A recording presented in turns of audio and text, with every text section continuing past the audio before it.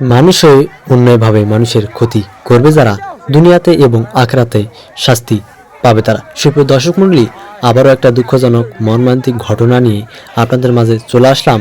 প্রিয় বন্ধুরা, আপনারা সকলে দেখতে পাচ্ছেন যে খেরপালায় আগুনে ভরপুর।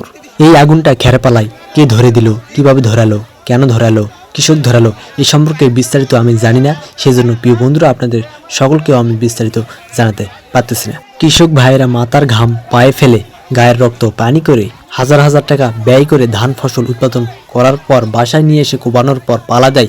আর মানুষেরা শয়তানি করে, ষড়যন্ত্র করে, শত্রুতা করে, কত ক্ষতি করে, কত খারাপভাবে এই খেরপালাগুলো পুড়ে দেয়।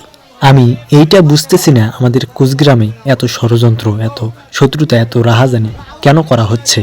বাংলাদেশের 64 জেলার অন্যান্য গ্রামগঞ্জে এত শত্রুতা, এত রাহাজানি হয় না, আমাদের কুচগ্রামে এত শত্রুতা, এত রাহাজানি কেন করা হয়? কে করে এগুলো? যে ব্যক্তি আগুন লাগায় খেরপালায়, নারী হোক পুরুষ হোক, তার আগুনটা লাগে লাগে নেশা হয়ে গেছে, না হয় পেশা হয়ে গেছে। আমাদের কুচগ্রামকে সুরক্ষা রাখার জন্য, কুচগ্রামকে বাঁচানোর জন্য আমাদের কুচগ্রামের যারা প্রতিনিধিরা আছেন, নেতারা আছেন এবং জনগণেরা আছেন, তাদেরকেই ব্যবস্থা নিতে হবে একটা দল গঠন করে। প্রিয় বন্ধুরা, আপনাদের বাড়ির সামনে খোলায় যাদের খেরপালা আছে, খেরপালাকে সুরক্ষা রাখার জন্য সিসি ক্যামেরা, পানি, লাইটিং ব্যবস্থা করবেন। সকলকে ধন্যবাদ। আল্লাহ হাফেজ।